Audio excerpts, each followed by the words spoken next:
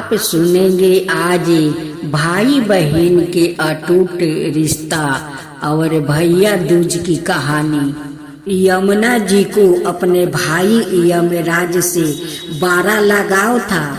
वो उसने बराबर निवेदन करती रहती थी कि अपने इष्ट मित्र के साथ आकर अनेक घरे भोजन करे। काम की व्यवस्था के चलते यमराज जी बहन की बात को टालते रहे।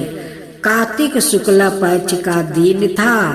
यमुना जी ने अपने भाई को भोजन के लिए अपने घर आने के लिए आमंत्रित कर वचनबद्ध कर दिया। यमराज ने सोचा कि मैं तो प्राणों को हरने वाला हूँ, मुझे कोई भी अपने घर नहीं बुलाना चाहता।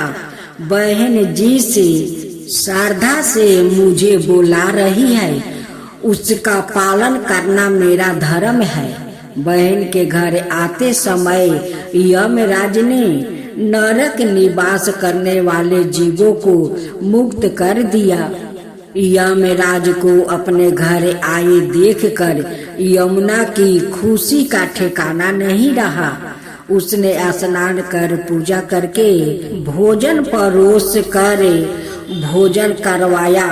यमुना द्वार किया गया अतिथि से यमराज ने प्रसन्न होकर बहन को वर मांगने को कहा। यमुना ने कहा कि भद्रा, आप हर साल इसी दिन मेरे घर आया करो। मेरी तरह जो बहन इस दिन अपने भाई को आदर सत्कार करके टीका करे, उसे तुम्हारा भय ना रहे। यमराज ने तथास्तु कहकर यमुना को अमूल्य वस्तु भूषण देकर यमलोक के लिए प्रस्थान किया। इसी दिन से भाई दूज के पर्व की परंपरा का रिवाज चलती आ रही है। ऐसी मान्यता है कि जो बहनें अपनी भाई का अस्तित्व स्वीकार करते हैं, उन्हें यमराज का भय नहीं रहता। इसलिए भैया दूज के दिन यमराज और यमुना जी का पूजन किया जाता है। इसलिए गोबर का 2 पुतला बनाया जाता है, एक गोधन महाराज के नाम से और एक खुरलीचा बहन के नाम से। ये भा बहन का पुतला बनाकर और वो दोनों भा बहन को सभी ने बहनें पूजा करती है अपना भाई का लंबी उम्र के लिए। भैया का माथे पर तिलक लगा कर कहती है कि मेरे भैया जुगे जुगे जिए लाखों बरिस से। अब सुने दूसरी कथा। एक बुढ़िया माई थी, उसके 7 बेटे और एक बेटी थी। बेटी की शादी हो चुकी थी। जब भी उसके बेटे की शादी होती, फेरों के समय एक नाग आता और उसके बेटे को डांस लेता था। बेटे की वही मृत्यु हो जाती और बहू विधवा। इस तरह उसके 6 बेटे मर गया। 7वें की शादी होनी बाकी थी। इस तरह अपने बेटों को मर जाने के दुख से बुढ़िया माई रो रो के अंधी हो गई। भाई दूज आने को हुआ तो भाई ने कहा कि मैं बहन से तिलक कराने जाऊंगा। माँ ने कहा ठीक है। उधर जब बहन को पता चला कि उसका भाई आ रहा है तो वो खुशी से पागल होकर पड़ोसन के घर गई और पूछने लगी कि जब बहुत प्यारा भाई घर आए तो क्या बनाना चाहिए। पड़ोसन ने उसकी खुशी को देख कर जल भून गई और कह दिया कि दूध से रसोई लेप घी में चावल पका। बहन ने ऐसा ही किया। उधर भाई जब बहन के घर जा रहा था तो उसे रास्ते में सांप मिला। सांप उसे डांसने को हुआ। भाई बोला, तुम मुझे क्यों डांस रहे हो? सांप बोला, मैं तुम्हारा काल हूँ और मुझे तुमको डसना है। भाई बोला, मेरी बहन मेरा इंतजार कर रही है। मैं जब तिलक करा के वापस लौटूंगा तब तुम मुझे डांस लेना। सांप ने कहा, भला आज तक कोई अपनी मौत के लिए लौट के आया है जो तुम आओगे? भाई ने कहा, अगर मुझे यकीन नहीं है तो तू मेरे झोले में बैठ जा। जब मैं अपनी बहन के तिलक कर लूं तब तू मुझे डांस लेना। सांप ने ऐसा ही किया।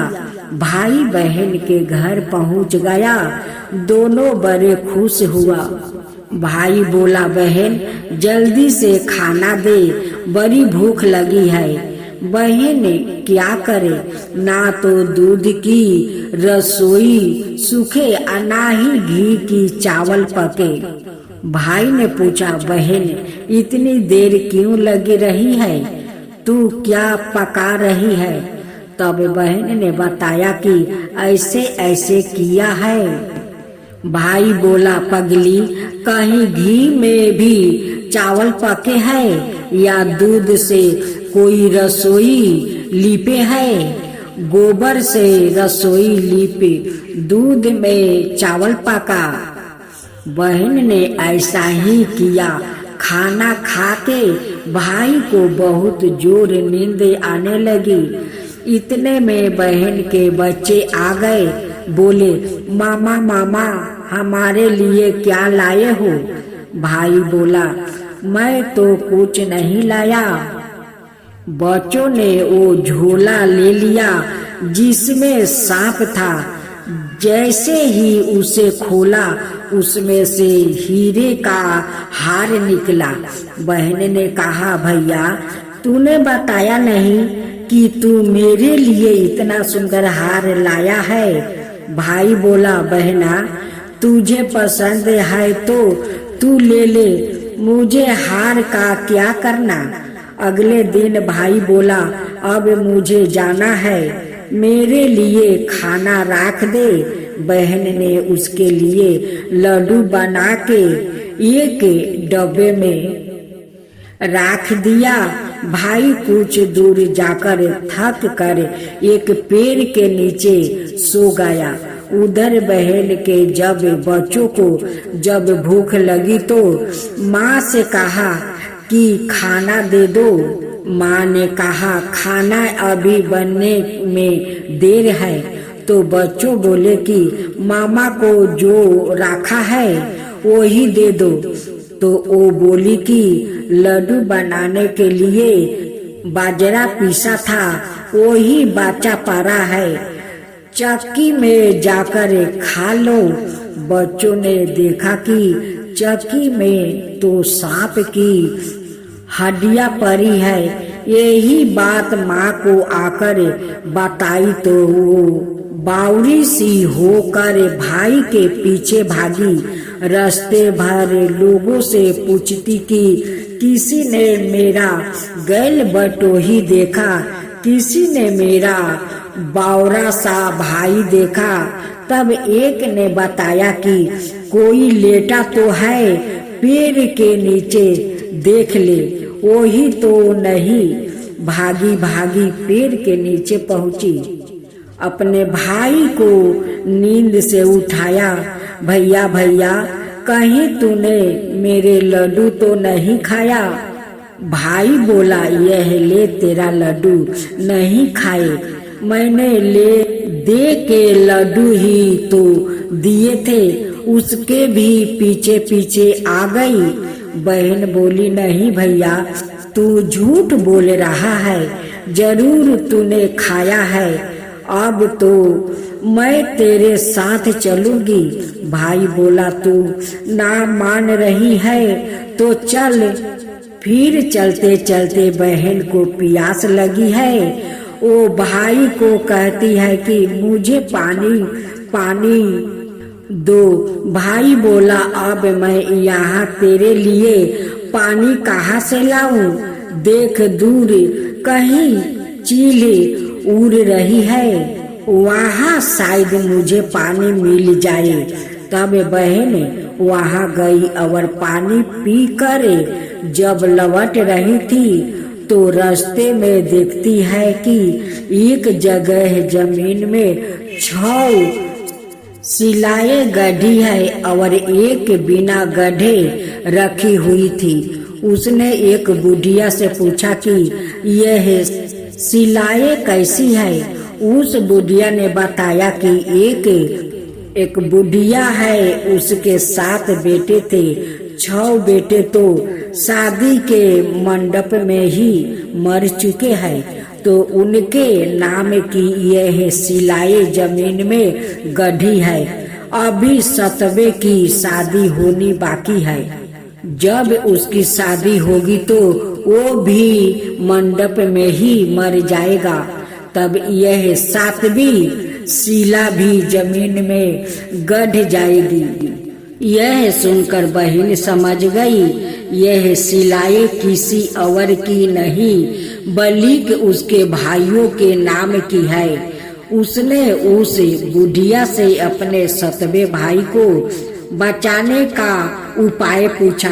बुढ़िया ने उसे बतला दिया कि वो अपने 7वें भाई को कैसे बचा सकती है। सब जानकर वो वहाँ से अपने बाल खूल करे पागलों की तरह अपने भाई को गाली देती हुई चली।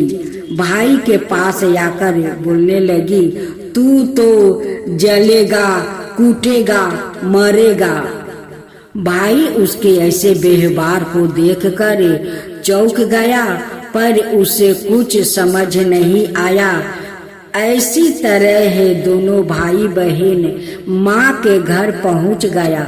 थोड़े समय के बाद भाई के लिए सगाई आने लगी।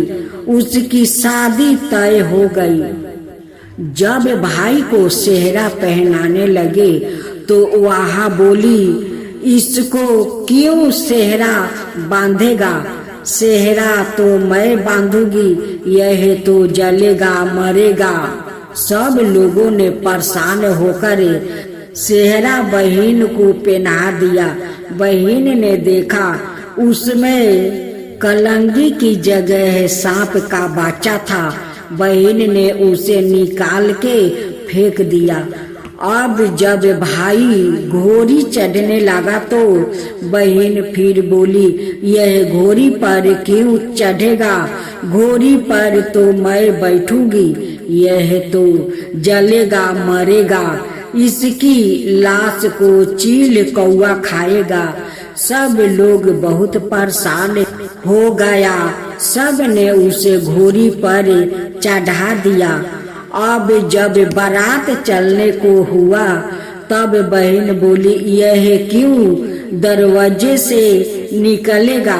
यह तो पीछे के रास्ते से जाएगा। दरवाजे से तो मैं निकलूंगी। जब वो दरवाजे से नीचे से जा रही थी तो दरवाजे अचानक गिरने लगा। बहन ने एक ईंट उठाकर अपनी चुनरी में रख ली। दरवाजा ओही की ओही रुक गया। सब लोगों को बड़ा अचंभ हुआ। रास्ते में एक जगह बारात रुकी तो भाई को पीपल के पेड़ के नीचे खड़ा कर दिया। बहन कहने लगी, ये क्यों छाव में खड़ा हो गया?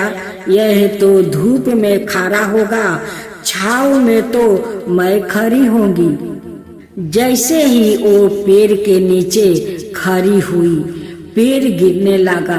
बहन ने एक पाता तोड़े कर अपनी चुनरी में रख लिया। पेड़ ओही की ओही रुक गया। अब तो सबको विश्वास हो गया कि यह बावली कोई जादू टोना सीख कर आई है, जो बार बार अपने भाई की रक्षा कर रही है। ऐसे करते करते फेरों का समय आ गया। जब दुल्हन आई तो उसने दुल्हा के कान में कहा, अब तक तो मैंने तेरे पति को बचा लिया, अब तू ही अपने पति को और साथ ही अपने मरे हुए जेठों को बचा सकती है। फेरों के समय एक नाग आया, वो जैसे ही दूल्हे को डांसने को हुआ, दूल्हा ने उसे एक लोटे में भर कर ऊपर से पलटे से बंद कर दिया। थोड़ी देर बाद नागिन लहरे लहरे करती आई, दूल्हा से बोली, तू मेरा पति छोड़ दे। दूल्हा बोले, पहले तू मेरा पति छोड़। नागिन ने कहा, ठीक है, मैंने तेरा पति छोड़ा। दुल्हन बोली, ऐसा नहीं, पहले 3 बार बोले। नागिन ने 3 बार बोली, फिर बोली कि अब मेरे पति को छोड़ दे। दुल्हन बोली, एक मेरे पति से क्या होगा, हंसने बोलने के लिए तो जेठ भी तो होना चाहिए। एक जेठ भी छोड़ दिया। नागिन ने जेठ के भी प्राण दे दिया। फिर दुल्हन ने कहा, एक जेठ से लड़ाई हो गई तो एक और जेठ वो विदेश चला गया तो तीसरा जेठ भी छोड़ दे। इस तरह एक एक करके दुल्हन ने अपने 6 जेठ जीवित कर लिया। उधर रो रो के बुढ़िया का बुरा हाल था कि अब तो मेरा 7वां बेटा भी बाकी है, बेटों की तरह मर जाऊंगी। गांव वालों ने उसे बताया कि उसके 7 बेटा और बहुओं आ रही है। तो बुढ़िया बोली, अगर यह बात सच हो तो मेरी आंखों की रोशनी वापस आ जाए और मेरे सीने से दूध की धारा बहने लगे। ऐसा ही हुआ। अपने सारे बहू बेटों को देख कर वो बहुत खुश हुई। बोली, यह सब तो मेरी बाउली का किया है। कहाँ है मेरी बेटी? सब बहन को ढूंढने लगे। देखा तो वो भूसे की कोठरी में सो रही थी। जब उसे पता चला कि उसका भाई सही सलामत है तो वो अपने घर को चली। उसके पीछे पीछे सारी लक्ष्मी भी जाने लगी। बुढ़िया ने कहा, बेटी पीछे मुड़ के देख, तू सारी लक्ष्मी ले जाएगी तो तेरा भाई भाभी क्या खाएंगे? तब बहन ने पीछे मुड़ के देखा और कहा, जो माँ ने अपने हाथों से दिया वो मेरे हाथ चल, बाद बाकी का भाई भाभी के पास रहे। इस तरह एक बहन ने अपने भाई की रक्षा की।